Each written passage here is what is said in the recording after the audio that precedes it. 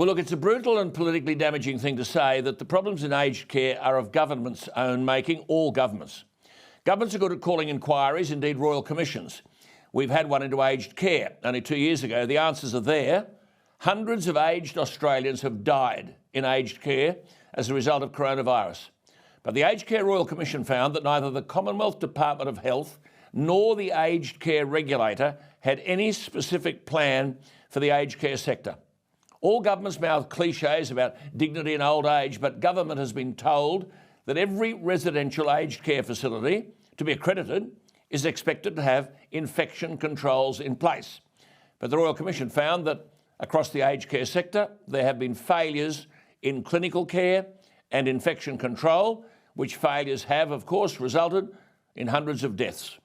There are currently up to 200,000 residents in almost 3,000 aged care homes in any one day.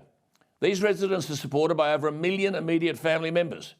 The homes are operated by over 800 care providers, employing over 300,000 staff, predominantly female and qualified at a certificate level. Now, many families have paid hundreds of thousands of dollars to gain access to one of these aged care homes, but all they've bought is death for their loved ones. The inaugural head of the Federal Aged Care Workforce Strategy Task Force in 2017, 5 years ago, Professor John Pollers, now these are the government's own experts, warned the Morrison government it would need an extra $3.5 billion a year to provide adequate care. That was 5 years ago. And that was the low end of what was needed. A report on staffing commissioned by the Aged Care Royal Commission found 57.6% of residents are in homes with staffing that would rate only 1 or 2 stars.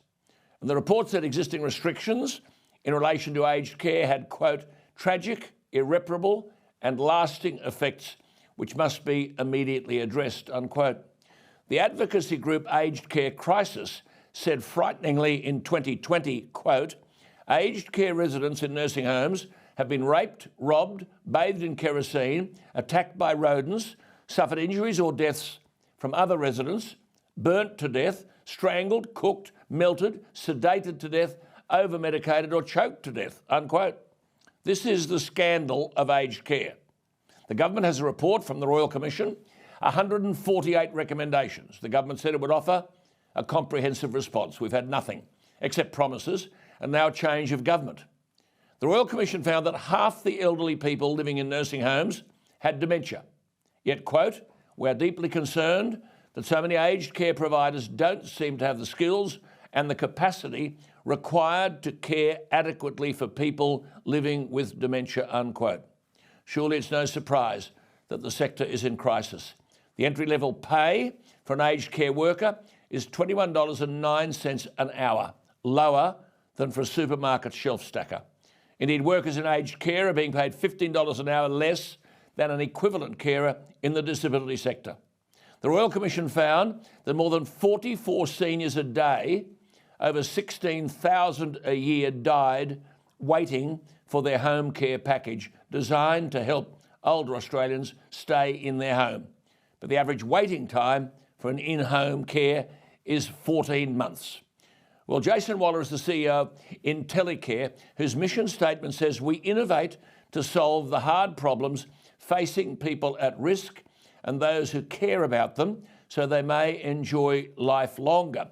Now, Jason and his team believe that assistive technology should be made available to aged care facilities and home packages immediately. Jason Waller joins me. Jason, thank you for your time. I mean, if, as is being suggested, the budget was to provide, quote, a comprehensive response to the Royal Commission, but didn't, what should that response provide?